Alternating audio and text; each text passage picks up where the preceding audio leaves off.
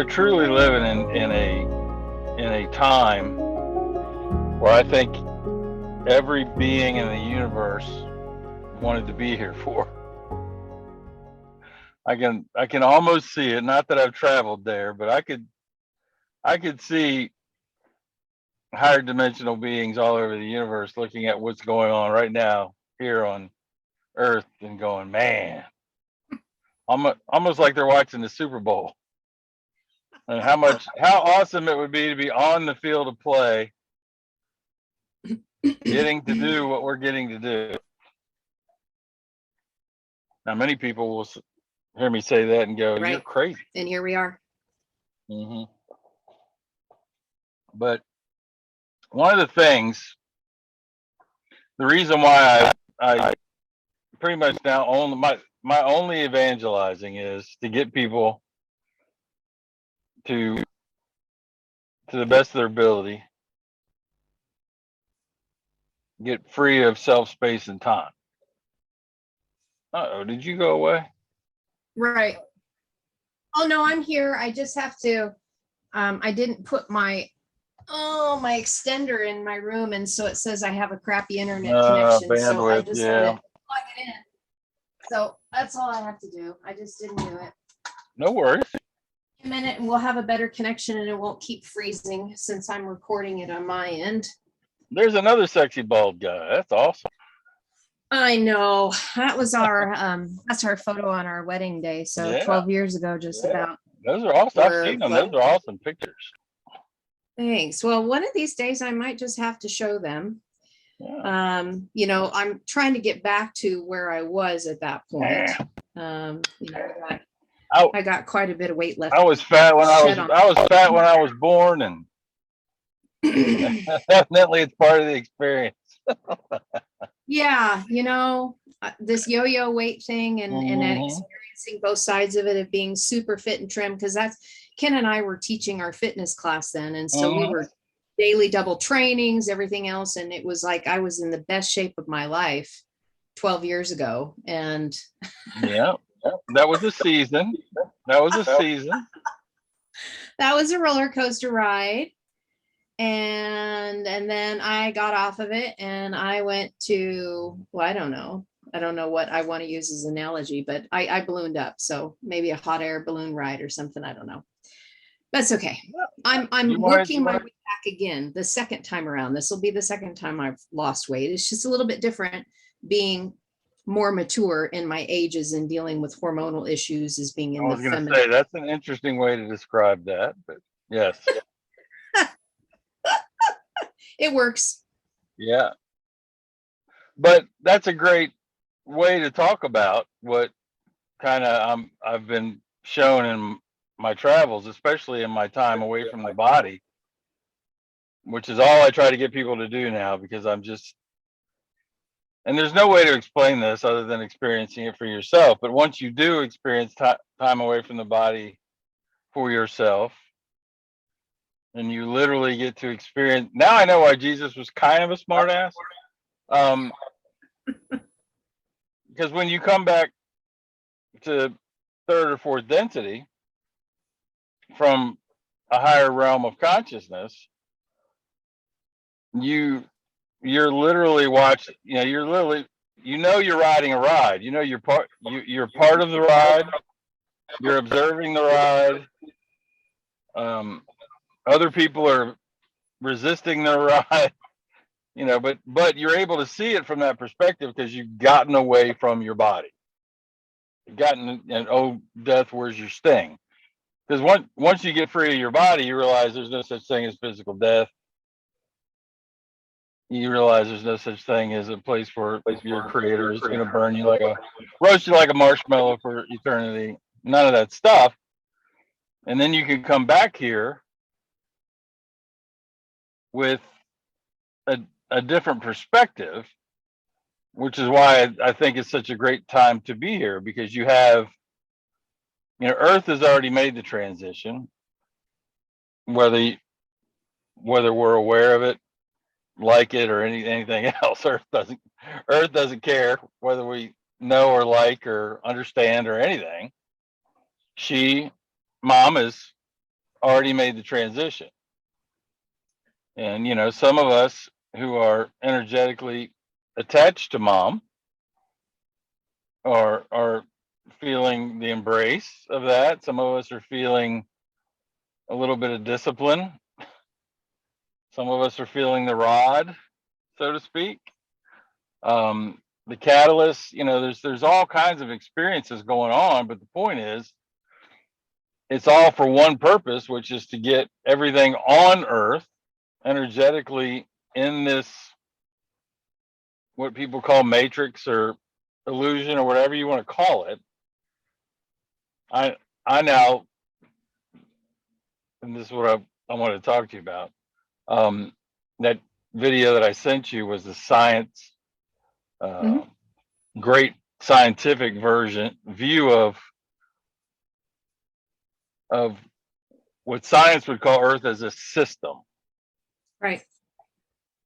Earth, Yeah, everything right. in Earth, everything on Earth is a system. Ecosystem. All right, and being able to see it as that, but not from within the system, but from outside of the system It's a is, completely different game changer.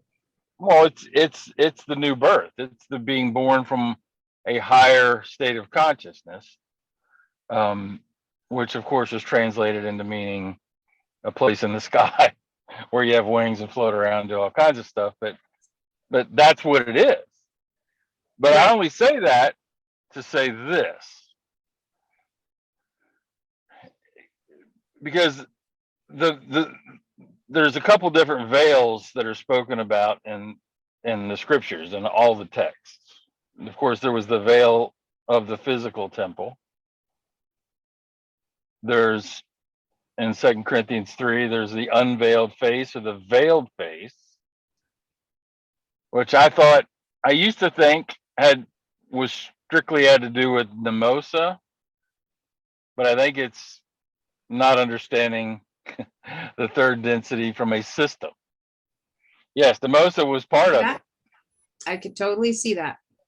But I now think that the veil spoken of there, the unveiled face, was the turning inward in order to experience that separation from a lower density of consciousness. And that the veil is literally the ego. That the veil.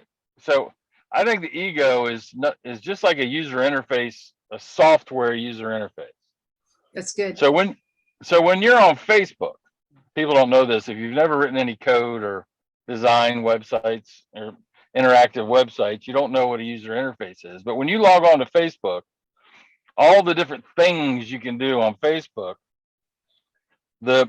what you're looking at visually and clicking on to post a picture or a meme or whatever, that's the user interface. That system allows the user to access all the different functional things on the website, which is all in code. Right. So the veil,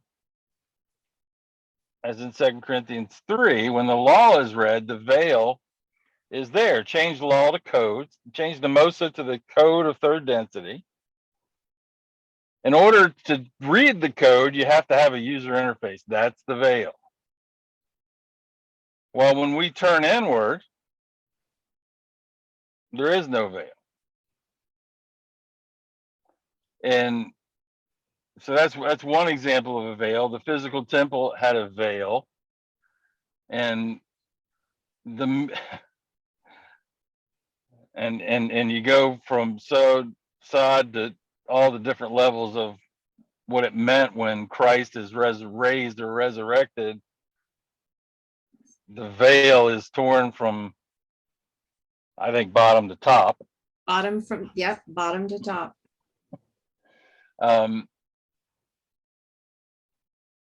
But that veiled face, I think every density of consciousness has some veil. Sure. There has to be a user interface. So we're all going to agree that we're eternal beings. We're eternal light beings.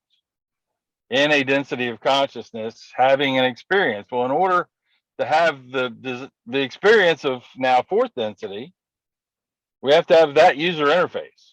The light being will just be light.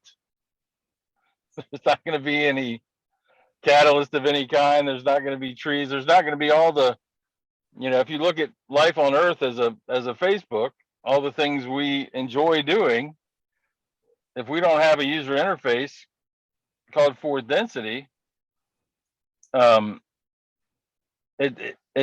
not going to happen. And the main reason I wanted to talk about this is because part of the process of evolving spiritually involves some anger. In the Gospel of Philip, Yep. Philip and Thomas, Jesus talks about it, that when you first experience the truth, anger is one of the steps that you go through. And part of that is to be angry at the fact that you had to go through a third density experience, and you had to go through catalyst, and some people have to go through some really nasty catalyst. Mm-hmm. They don't have to, they signed up for it. But eventually, if you keep having experiences away from the body, that anger will eventually turn into a love for said experience. And it's not until that love is for that said experience can that the density of consciousness and experience, you can't get off that ride totally and move on to the next ride until you fall in love with it. Exactly. From outside of it. Right. And some people are probably rolling their eyes at me right now, but that's why I'm telling you, with it, trying to explain it is really, really hard. Well, that video you sent me where it was talking about, well, which one was it? I've watched a couple things recently. The idea of Monopoly, the Monopoly game, right? You got all the pieces on the board and everything else, but that's not really, we're playing the game and we're entering into the game. Oh, actually, no, it was something I was watching about sovereignty, about becoming a spiritual sovereign, and that like the way we're operating here. And this is what Ken and I've talked about before, like removing our pieces off the chessboard. We're not taking the sides of the black squares or the white squares. We're not facing off in the system of duality. We're removing our game pieces off the board, and now we're hovering above it, and we're watching the system of duality instead of being emotionally attached to it, because that's where we have the issues, or where the anger comes from, is the emotional attachment to the experience in a subjective side of it instead of an objective side of it. Right. Even though the emotions are important, that we feel our way through it, we can't just tune those out. But are you attaching it to an emotional response? Because we get addicted to that, right? All the hormonal stuff that goes on within us when we get those emotions involved, and we get addicted to that. Well, third density is about us all of us, transmuting an attachment disorder. I totally agree, 100%. Nobody gets out of third density alive from that. I agree. So, and I'll give you an example. Two. So, in the video that I sent you from Dr. Shiva, I think his last name is. That was great. There's a great story. It's got to be from India, about a king getting 6 blind men to touch an elephant and to tell him what they thought the elephant was just by touching it. So the first guy grabs the tail, and King says, what do you think it is? He said, it's a rope. And the second guy wraps his arms around one of the legs and says, oh my gosh, this is a tree. And the third guy was on the other side of the elephant. He's pushing on the side of the elephant and can't make it budge. He goes, no, it's a wall. and there's two guys at the head of the elephant. The first guy grabs a tusk and goes, "No, man, this is a spear." And the other guy's got his snout The thingy. ear. No, The ears. no, and He said, says "No, it's a fan. it's a big old snake." Oh, the And then trunk. yeah, the Yes, trunk. the trunk Yeah. is the snake. Got it. Yeah, and the one guy, and then the last guy grabs the ear and says, "No, it's a big fan." Yeah. And so that's what an attachment is all about, because of the veil, the user interface of third density. That was the plan, for you not to see the whole system and to Right. become attached to one perspective Right. I agree. of your experience. Yeah. So, a lot of people know that we've adopted three kids through foster care, and they all have really significant emotional struggles, including PTSD, bipolar, attachment disorders, just the whole shooting match. But and so they struggle. They're very immature emotionally, and they have a very difficult time emotionally regulating themselves, even in a situation that appears to be safe and sound. But when a situation happens that's not that, what they go through is, I think, what a lot of people are going through right now on Earth, in the form of resistance to what is. So, imagine the guy at the elephant who's holding onto the leg, thinking he's got a tree that can all of a sudden see half the elephant. Oh yeah. Holy shit. Right. Exactly. So there's a lot of those moments going on. Yeah. So my middle son, Nick, is in 7th grade. Bless his heart. I'm glad I don't have to do 7th grade again. Because the girls in 7th grade are not nice, but that's another subject. The boys aren't either. Yeah, but the girls, they're way smarter, and the boys are still stupid.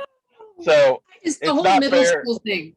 The whole Yeah, middle but school. it's not fair, girls versus guys in middle school, from an emotional standpoint. It's like, Got it. I know where you're coming from. Got it. But Nikki is really struggling with. There are several transgender students in his school, or students identifying as a different gender other than what their biological sex, and he struggles with that because he's in 7th grade, but he's really emotionally about a 4th grader. Sure. And he can't wrap his brain around that, about how that can be, and it freaks him out, and we've had lots of conversations about it. And I said, buddy, this is just one of those things. You're just going to have to not have to, because one of the things with attachment disorders is you have the need to control everything around you. And that's the part of it. He doesn't understand it. He feels out of control. Well, he's in the bathroom a couple days ago with a friend of his that's just a jerk, basically. That's his ride. and this biological girl walks into the boys' room. And the friend he's with is very rude to her, verbally abusive to her. And Nick goes to his amygdala because it's trauma. Oh yeah. Yep. And basically, he's just trying to get out of there alive, and he just goes along with his friend. He doesn't. He just kind of nods, and yeah, you're a girl, you shouldn't be in here, but nothing crazy. And then of course he ended up getting suspended, because of the whole incident, and which is fine. It's actually a great learning time for him. Because he's got a lot of stuff that his peers pick on him about, and we were able to use that as kind of a way to get him to take a step back and look at it. But I'm using this as an example because the 4th density biological girl that is not attached to her biological sex is something that somebody who, because of attachment disorder, is very third density, and how that clash is Sure. is happening. And it was neat because this is going to sound like I'm patting myself on the back, but so we had the big meeting with the principal and all the muckety mucks involved, and the school psychologist and his counselor, and so he's on an IEP, so he's got a case manager, and we're all in there and talking, and Nick actually did a really good job of, number one, speaking up for himself, because I encouraged him. I said, look, how you treated her / him was the problem. The fact that you were uncomfortable isn't bad. That's okay. It's okay for you to be uncomfortable, and it's okay for you to express that, to say, I'm uncomfortable. Now, you should have left, first of all. I said, but also to tell your case manager or somebody about that, because that's their job, that help you. Middle school sucks, and those people were working in middle school because they know middle school sucks, and they're supposedly there to help you grow. But it's a really great example of a microcosm of what's happening in the macrocosm, because we have people who are more fourth density on planet Earth, and we have people who are very, very, very attached to the third density system, egoic user interface model. And that's for them, that's all kind of falling apart around them. And it's got to be really scary. I mean, if you think about it, if you're that attached to the third density model still, and frankly, religion Is part of that. Is part of that. So it is scary. Can I bring something in? Yeah, go ahead. Well, it's interesting that you're talking about this in this transition of what we're going through, because recently in my Patreon group, I was talking about the word natar versus netzar.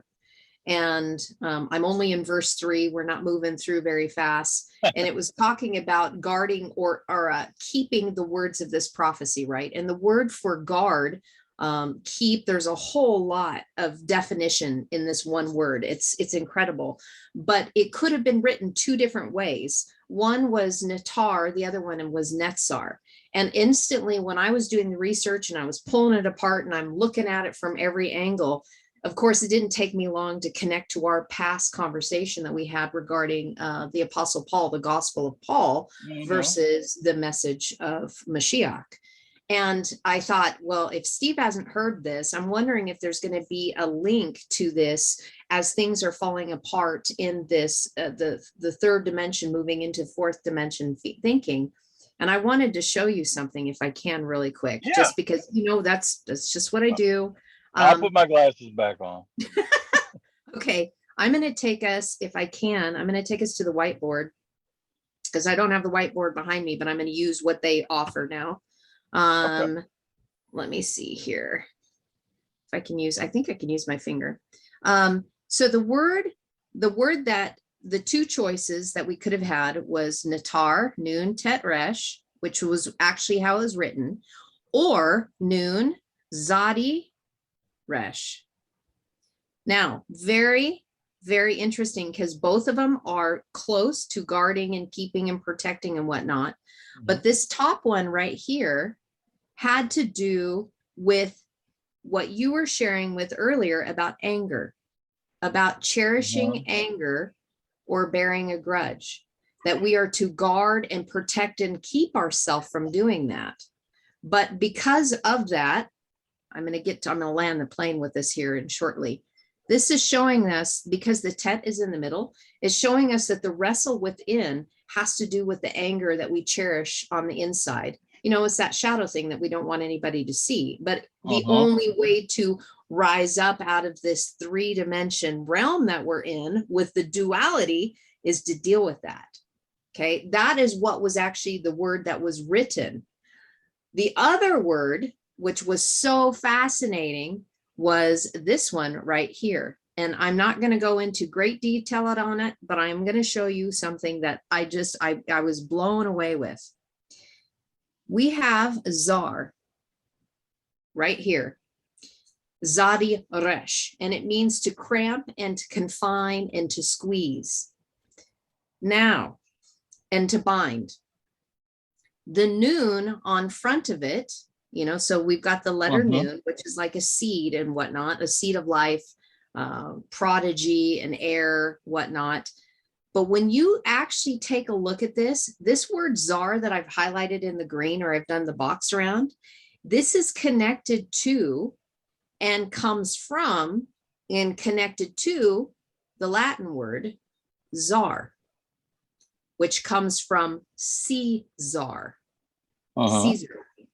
Yeah. So if you take a look at this word right here, having the noon added on front of it, which is a seed, we have the seed of Caesar. This word, in its etymology, part of it has to do with something that is coming to an end, to a completion, that has reached its absolute apex, has spread far and wide, and is coming to an end. Connected to the book of Revelation in the time that we are living in, and connected to dealing with anger and things that we are dealing with in this area that we're having to guard and protect ourselves from in the process, while the seed of Caesar, the Roman thought form, the egregore, the religion of Paul, which has gone far and wide, is coming to an end. Yeah. So I'm only saying that because of what you were saying about the scariness of some of this stuff that many of us have already been going through for years now in this deconstruction phase, which I know you don't really care for that word, but that coming down of all of these false egregores. Well, how Dale Allen Hoffman has that thing that expands out. Oh yeah. And comes back in. Yeah. That's what consciousness does. Yeah. And so you had third density expanding. Jesus says, nope, it's got to go a little more. This, what's coming is going to expand it all the way out until it's done. And then you have this process of coming back in again. Yeah. And the problem is, though, is for those who are attached to this, yeah, we're coming back in. Yeah. And what I see a lot of, and I used to do this, is this desire to, kind of put your head in the sand and go, nope, I'm a light being. I'm not part of this, right? That this is not. It's all an illusion. It's like, well, nope. I hate to tell you, if you're looking at it, you're part of it. And a lot of people are going to be really mad at me for saying that. But if you're looking at it, you're part of it. And until you can love it, it's going to keep appearing. And you might even run from it, but every time you look in your rearview mirror, you're going to see it. It's going to still be there. Yeah, it will be there no matter what. And that is the last part of this, is the more time you spend away from the body in a conscious way. When I was much younger, I spent a lot of time away from the body, but it was totally unconscious. It wasn't for the same reason. Right. But that's also a part of the fourth density veil, so to speak, that we're getting to participate in already, which is the ability to access a couple of more spiritual senses that were not available in the third density user interface. So the fourth density user interface that I've experienced comes with clairvoyance, clairsentience, and some other things that I don't even know what the words are for yet. But in third density, all the physical inputs are, sight, sound, temperature, feeling, all the five senses. Those are the inputs for your third density interface. Well, when you get away from the body, those physical inputs go away and are replaced by there is spiritual sight, there is spiritual hearing, there is spiritual, all of your physical senses, taste, everything exists in the spiritual realm. But then you're going to add on the ability to travel without your body. And that's, I don't know if it's not omnipresence, but it's a spiritual sense that's a form of that, to allow you to access everything outside of third density that your higher self thinks you can handle. But it also allows you to do stuff like remote viewing, remote healing, as the fourth density Jesus did. So that's a great example of, you can't bring heaven to earth. You can't bring a higher dimensional or a higher density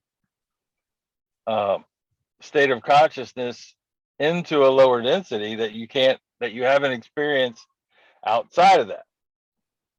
So one of the things that I've seen lately is that you can't create anything in this current density of consciousness, whatever it is, third/fourth density of consciousness, that you haven't already experienced elsewhere.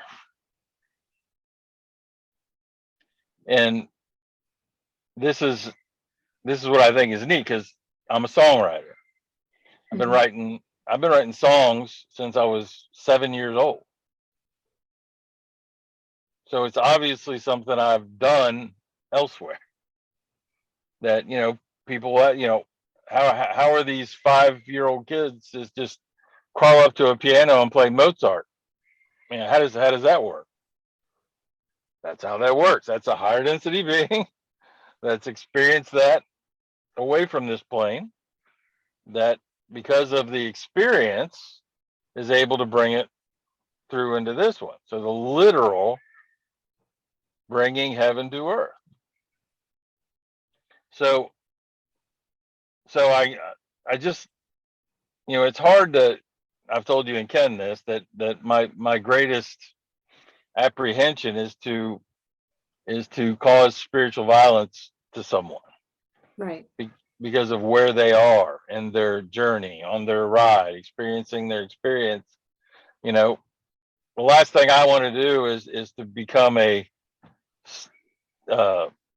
bait stick, a scandalon, a stumbling stone for them. I don't want to be that for them.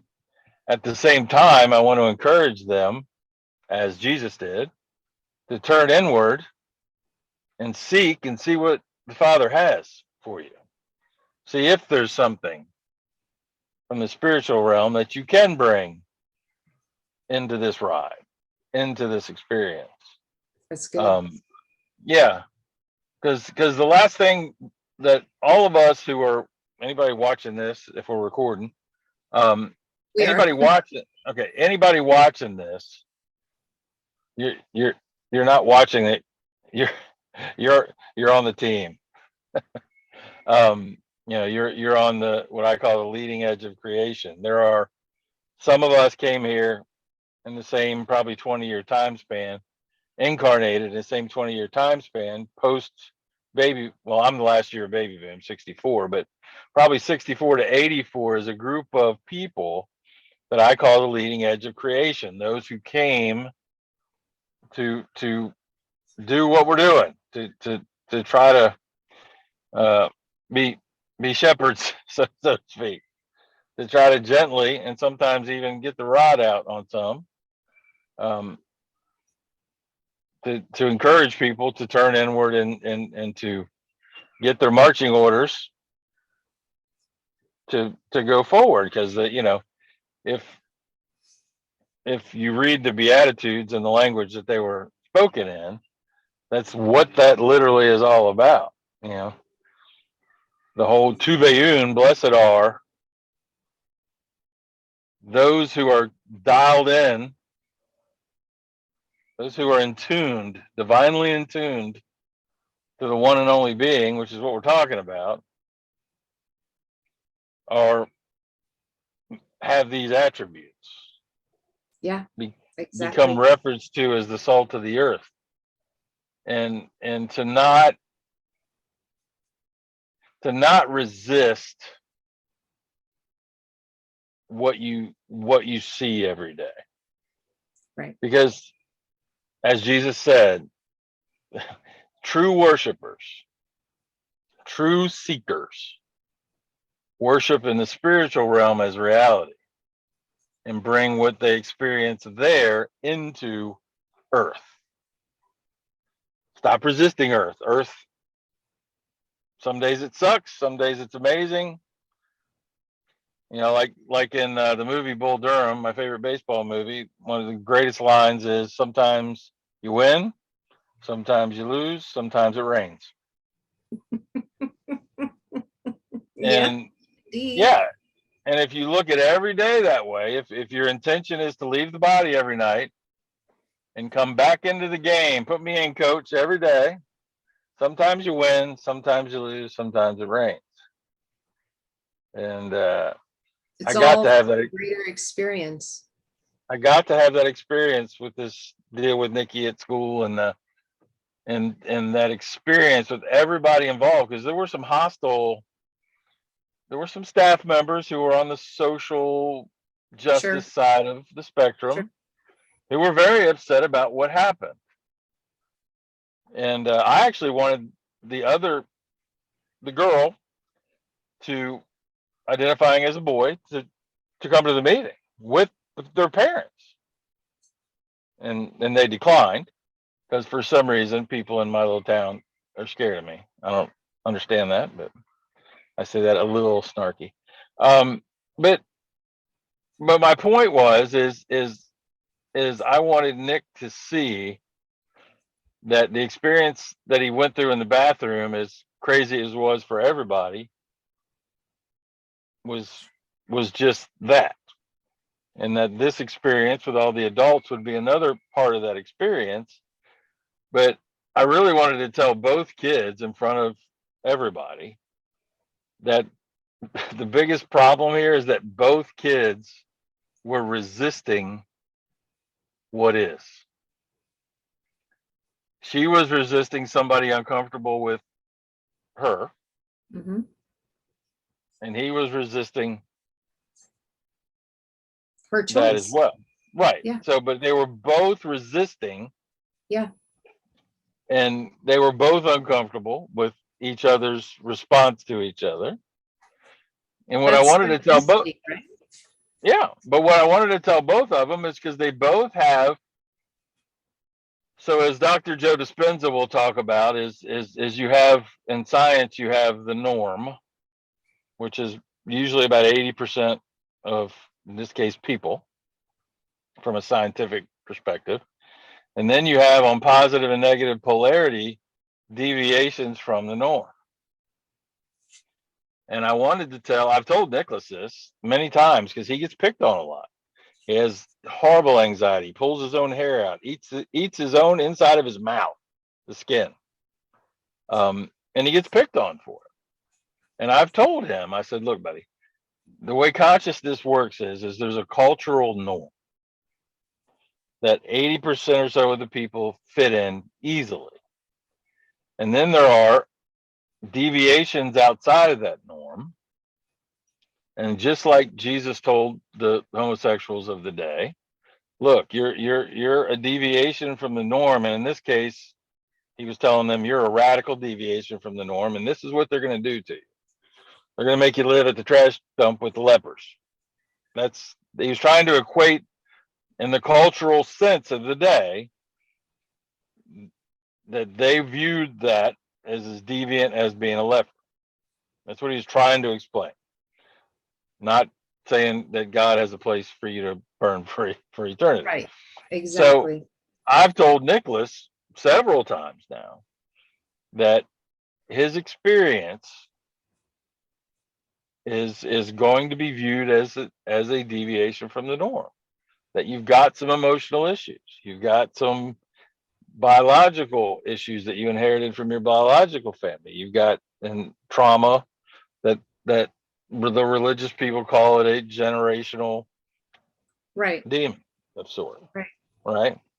So I've explained it to them, like, so that's why they pick on you, because those who are in the cultural norm are resisting anything outside of that. And the last thing you need to do is resist them. The best thing for you to be able to learn how to do is understand why it is they're uncomfortable, and to not resist them. And to just, you don't have to like it. You don't have to, this whole thing that, if you encourage people to not resist things, that you're getting them to accept something from a negative polarity, and that's not the case. It's not the case. It's give to Caesar what is Caesar's. It is what it is. It's wow. But it's literally that when you resist it, you're throwing pearls to swine. Exactly. Literally. And so really what is going to be able to alleviate this is by us no longer resisting on the inside of ourselves. Mm-hmm. All the things that we're uncomfortable with about ourselves, and the shadows and all those things. If we learn to accept it and love it, then we're going to be able to do the same thing externally. Right. And we need to stop saying to ourselves, I'm trying to raise my vibration. I'm ascending. I'm doing all this stuff. I shouldn't be experiencing this. Right. I shouldn't be seeing what I'm seeing. I shouldn't be hearing what I'm hearing. That's resistance. Right. And to start, I forget who said this, but it's one of the greatest things I've ever heard, is that every experience given to you has been given to you to love. Every one of them. There isn't anything you will experience that the sole purpose for the experience wasn't for you to learn to love. Right. And that's your neighbor. See? Right. Any object of your attention is the word for neighbor. So basically, Jesus is part of. So what he said was the key to eternal life was the ability to do that. Would be to love any object of your attention as your very own napsha. Right. Well, and then when you don't, that is when you have the resistance, and resistance equates to the letter sheen. Yes. With the olive sheen is fire. So the fire of God is that resistance that is trying to burn away something that is keeping us from becoming one with it through love. Right. And that's the only version of eternal torment that exists. It's the now. It's the resistance to that. The eternal now. Correct. Exactly. I did want to share something with you online with this, is because it's been something that happened to me a week ago. And I've noticed that my nighttime, I'll just say my dream time, because I haven't been consciously aware of, in my room, leaving my body, seeing it on the bed, that kind of thing yet. But ever since I started doing some of the hemisync, my nighttime dream time is different now. Is different.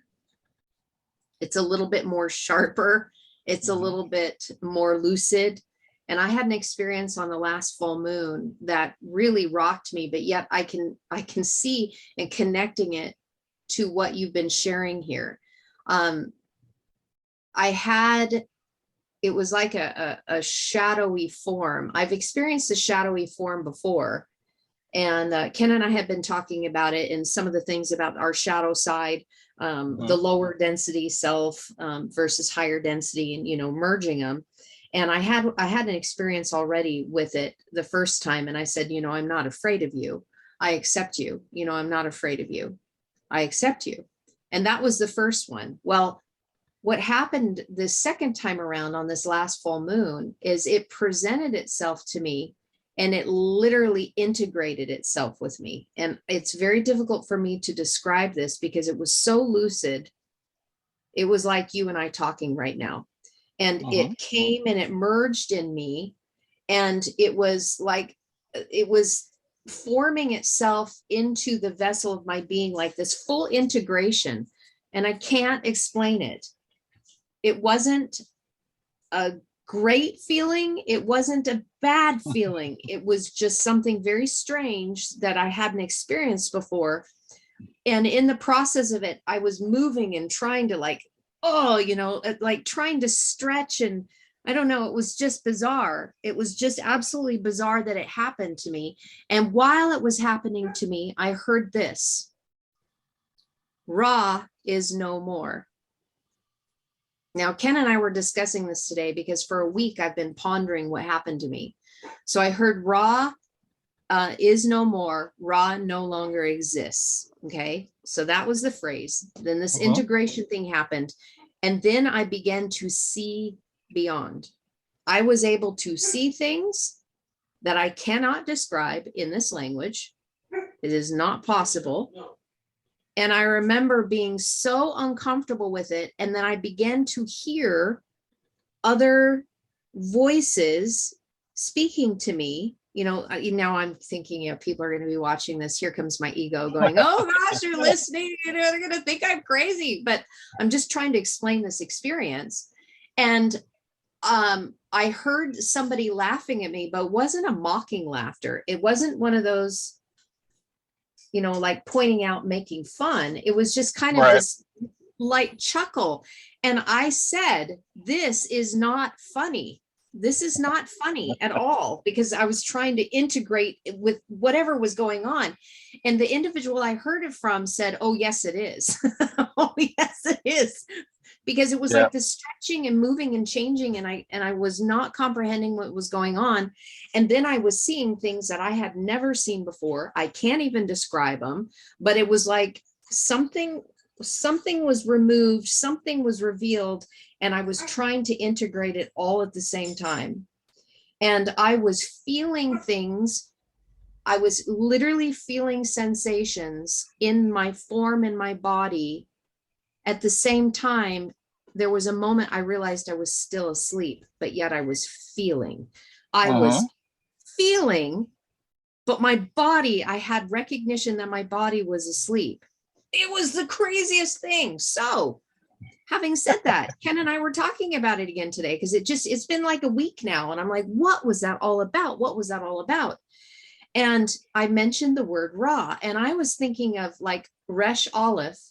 And then Ken was like, well, no, Resh Ein. And I was like, oh my goodness. Now, people who don't know the language, Resh Aleph to Resh Ein, like, I have no idea what this means. The difference between Resh Aleph is like being able to see, or something manifesting that you can,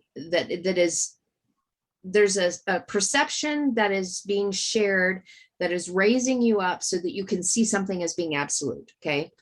Resh Ein is a completely different, they sound very similar, but the Resh Ein can mean adversary, it can mean friend, and it can mean shepherd. The Resh Ein is no more. So this is what was being said to me while this integration was going on. The Resh Ein is no more. Adversarial friend, shepherd, is no more. And this was very personal for me. And I saw this as being an encouragement when Ken and I were talking about it this morning. All of a sudden, the light bulbs were just going off. I'm like, oh my gosh, because it took me to a word. I'm going to do one more screen share and then I'll stop doing the Hebrew Aramaic stuff. It's just I geek out on this stuff because it speaks so profoundly to me. So let me just do my little eraser. Well, before you do this, though, Keep talking. I think your higher self was telling you you're away from the ego right now. Yeah, absolutely. Like you're away from the adversarial friend right now. Yes. Like where you are right now, and that's why I think he wanted you to feel what it was like away from your adversarial friend. It was crazy. It was crazy. Yep. So, and because it was something that it wasn't normal for me. That's why I was so uncomfortable with it. It was, but yet, you know, I wasn't judging it as a bad situation. I was like, this is different. There is something that's different here. So the word that was given to me when Ken and I were talking is this one. Araya. Do you know what that word is? Nope. Araya. It's Aramaic for earth. It's Aramaic for earth. So Hebrew is Eretz. Oraya is Aramaic. Right. Now, tell me what's in the middle. Reshain. The Reshain, the adversarial friend, the shepherd, is no more. Right. What does that leave? 2 olives. Yep. 2 olives. So what the does Alpha that? The Alpha and the Omega, beginning and the end. It is the fullness of becoming one. Oops. Yep. Oh my gosh. I like totally took off an arm of it. So it's the fullness of becoming one olive. So you have the integration of the lower and the higher that are connected. And now it's become one entity. There is no adversarial friend anymore. Right. That's taking up your cross. Exactly. In the completion.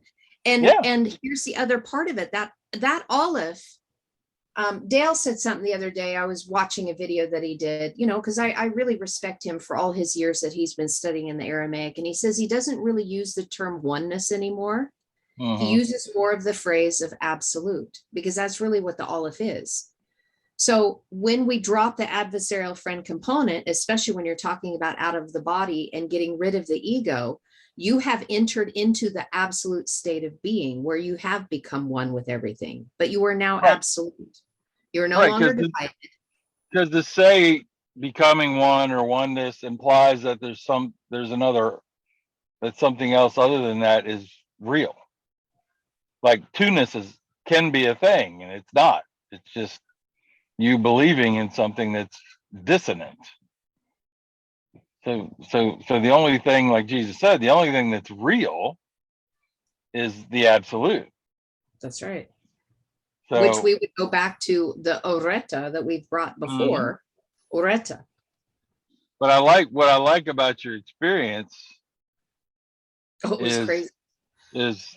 I believe your higher self was showing you that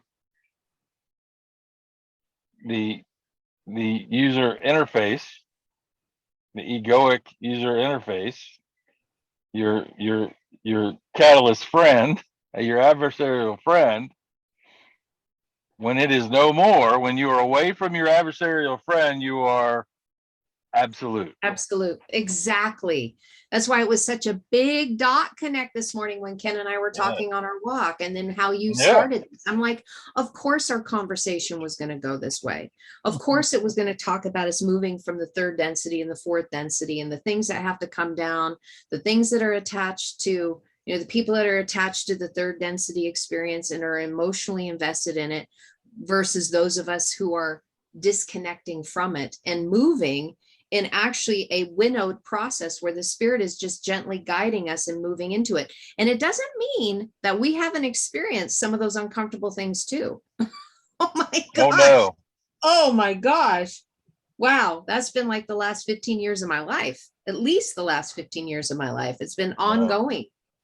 and you know, I had an interesting interaction with someone recently who told me that, you know, it's easy for you to say what you say because you obviously have this charmed life. And Oh, wow. They don't know. no, no, they don't Don't know. know. And I don't. I used to enjoy informing them otherwise. Now I don't enjoy it. I just share. I say, look, just so you know, for the last 9 years in my own home, I've been terrorized by people I'm trying to help. As Right. my experience, like it's Right. literally. And I said, so yes, I can relate to yours. I can, Absolutely. and I can honestly tell you that without sincerely seeking to be able to love the circumstance, I wouldn't have made it. No. You know, and now I understand. You know, just like Nikki didn't have any way to understand what was happening to him in the bathroom the other day. Right. I used to not be able to understand why people would take their own lives. Right. Now I do. Right. I understand how it could get so dissonant Hmm.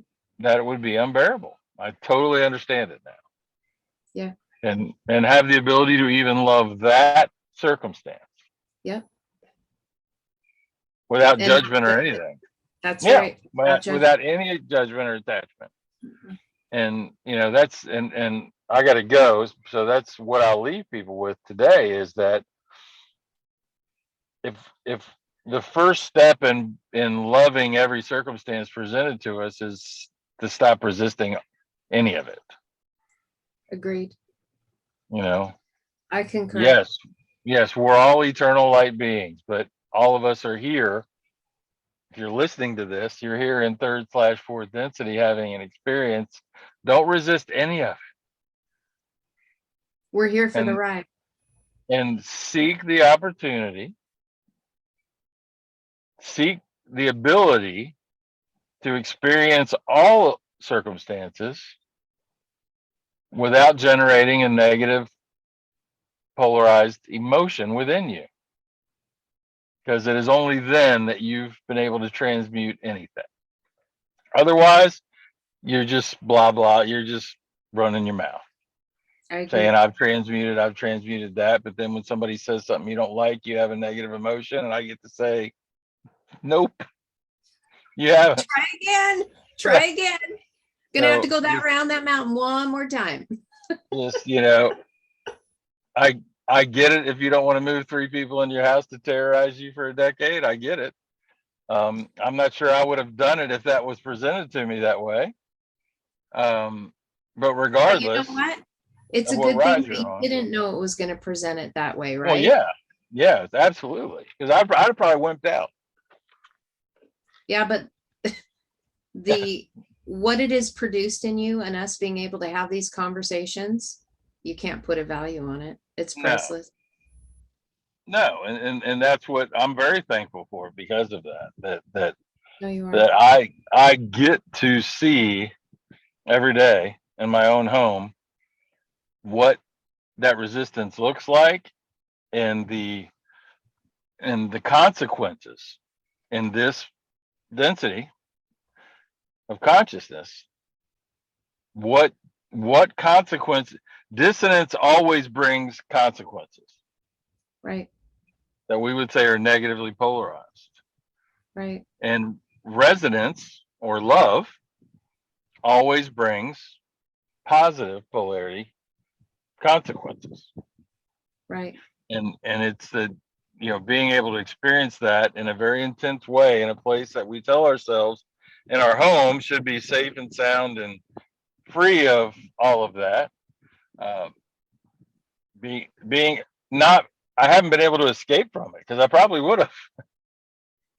Be honest with you, you know, most of us would try to escape a very traumatic circumstance that literally happens from sun up to sundown every day. Right. But I only say that to say this is that, it doesn't matter what your circumstance is. The only way to transmute it is to get free of the idea that you're a body. Reach out to us. We'll share the link to a YouTube playlist, and you can for sure get there if you want to. If you really want to, you'll get there. But to encourage you to get free of the idea that you're a body, as the scripture says, to be away from the body is to be one with Maria, divine light, the Lord in the Bible. But to experience that is the only way to then come back into your current density of consciousness and do what we've been talking about. Exactly, to not resist. It's not possible any other way. The not resistant, being non-resistant to it, is really describing what grace is. So for people to connect to that as a Christian word that is thrown around, this whole thing has been describing what grace is. Yes, it is. And according to the Bible, it is a free gift of Allah, the one and only being. That's right. So it is literally saying, what is the positive consequence of experiencing absolute, to get away from your body? What will you receive according to the Bible? That's where you receive grace, because in the absolute is the only way. Allah, one and only being, it's a free gift of that experience. Never will you receive grace in the experience of duality. No, never. I don't care what building you're standing in. I don't care what you're chanting. I don't care how good the band is, the light show, the smoke, all the stuff. You can create whatever kind of thought form you want to, and they can be powerful. You'll never, ever receive grace from that experience. It's beyond. Yeah. It's beyond. But get free from self, space, and time one time. And nothing will ever be the same again. Wrestle with your higher self like Carrie did. Oh, for a little while. Have your higher self laugh at you. And then say, now you're so finally just to let you know, my higher self, and I know this, my higher self has more masculine energy than feminine, even though it's balanced. I could have told you that. So yeah, so the masculine, it was a masculine laughing. One of the things that I have embodied in myself here is I laugh at myself a lot, and not in a derogatory sense. I just laugh at the silliness of this experience. I laugh at myself every time I throw a Frisbee. And I think it is great fun laughing at myself. And so I do know beyond a shadow of a doubt, 100%, that it was my higher self laughing at me as I was trying to struggle with this integration. Is like going, oh my gosh, this is funny. Absolutely. But in this third density experience moving, and there was a little bit of resistance. No, it's not. Oh, yes, it is. Yes. And I'm going to leave you with this, because how do you know when you truly experienced it? When you come back here and you treat it like a roller coaster ride. Woo! Hands up, front seat. No matter how crazy or scary it is, if you can do that, you know you've experienced the spiritual realm as reality.